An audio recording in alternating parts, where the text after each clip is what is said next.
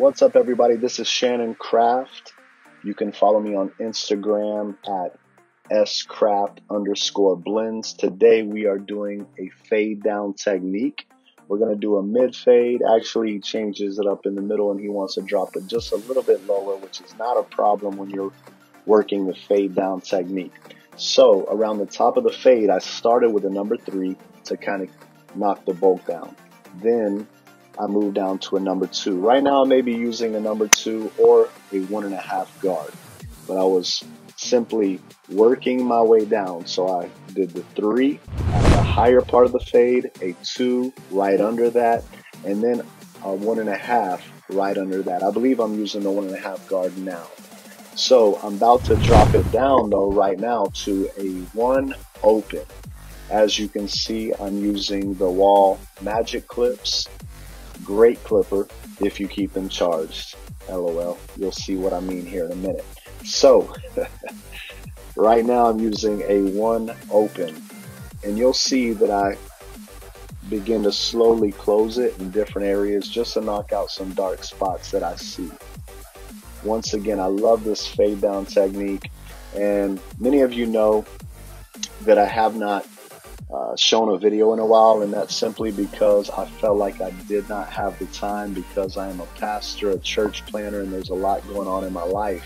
However, man, it's really been on my heart just to put out some new content for everyone. So this is my strategy. We'll see if it works.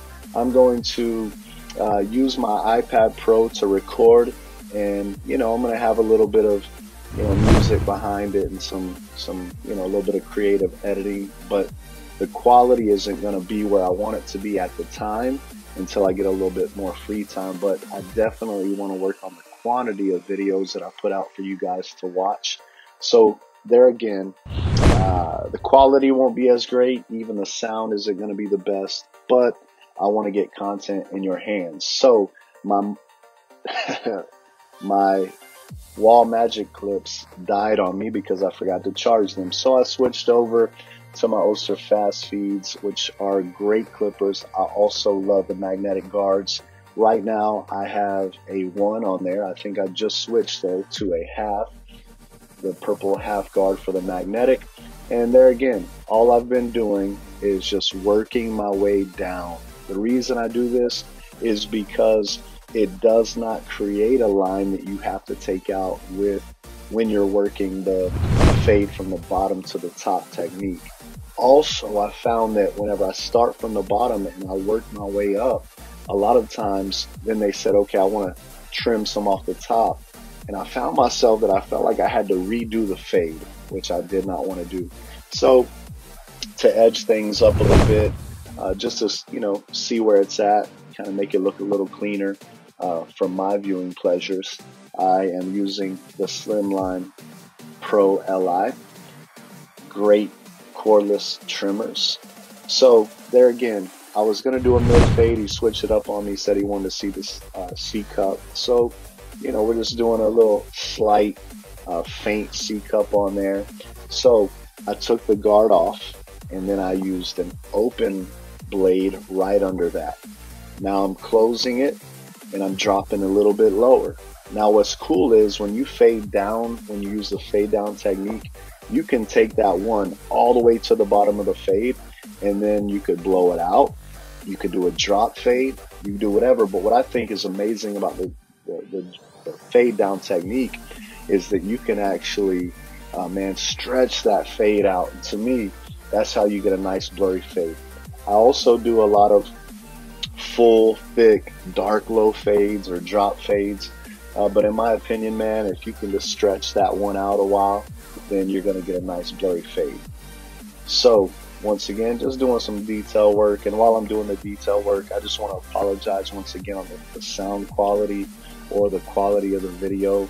I'm using my iPad Pro instead of my camera, simply because it's just easier to get content in your hands. And I feel like the quality is not that bad for an iPad Pro.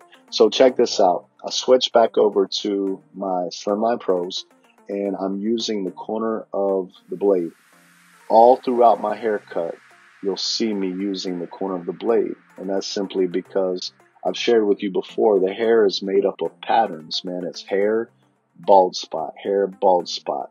And when it looks like there's little dark patches, if you just use the corner of your blade and hit those little dark hairs or those dark spots, it'll knock it out. So usually I would go around the whole head, kind of knock the fade out, and then come back in and do the detail work. But for the video's sake, and I wanted to focus on one side for the sake of time, I'm just doing a lot of the detail work now. Cleaning up the back of the head area. I'm going to tie this fade around into the back so that you can see the side and the back. But yeah.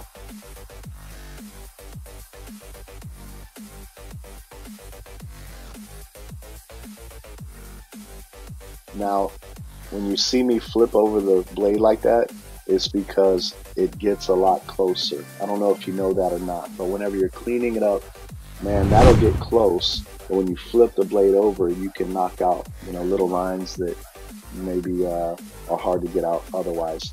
So right now, what I'm doing is I'm hitting the very bottom of the head with the Andis Profoil shavers.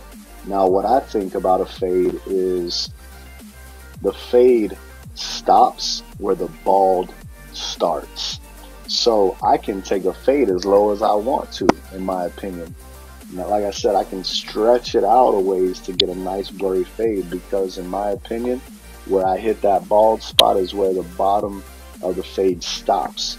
So you can see with me pulling down his ear where I'm hitting the head with the shaver is maybe about an inch above his ear. So you see how that fade is actually looking more of a lower fade, but it's still stretched out nice. It's looking blurry. Then I come back in and touch it up once again with the corner of my fast feed blade. It's important to make sure that you work the details. Details are very important if you're looking for a clean fade. Step back, examine the canvas. If you see some dark spots, if you see some shadows, man, get in there and just tap them out with the corner of the blade. One of my favorite techniques is shear over comb, and shear over comb is an amazing way to knock out little dark spots or little dark lines that are there. You don't have to use the full blade. Just use the tip of your shears with a barber comb. I'll show you in just a minute how I like to use right here. See, I like to use the very small end of my barber comb because it gets nice and tight to the head, and I can adjust the pressure and how tight I want it to get to the head. And I just use the tips of my blade. I'll see a little dark spot, tap, tap, tap, knock it out. Comb it down, step back, look at it again, and say, all right, this is, starting to look good. If I see a little bit more, I'll come in and tap it again. Right now, I actually see something that I come back and get at a later time, but we're going to go ahead and just continue to work this fade on around so that you can see the process. Once again, it's a fade down technique. Start with usually a 2 or a 3. Drop it down to a 1.5 guard, drop it down to a 1 open, 1 closed, half, and then take that half off and just start working with the blade. See, whenever I'm working with the blade, I'll start with it all the way open, and then I like to work it in quarters. Then I'll have it 3/4 of a way open. I'll drop down a little bit, do it halfway open. Then I'll drop down a little bit, have it 1/4 of the way open, and then I'll close it all the way up and hit it real tight, so that I can come in with my trimmers and start blending it together. Once again, I zero gap everything. If you have not heard me say that before, I just like my clippers to be tight.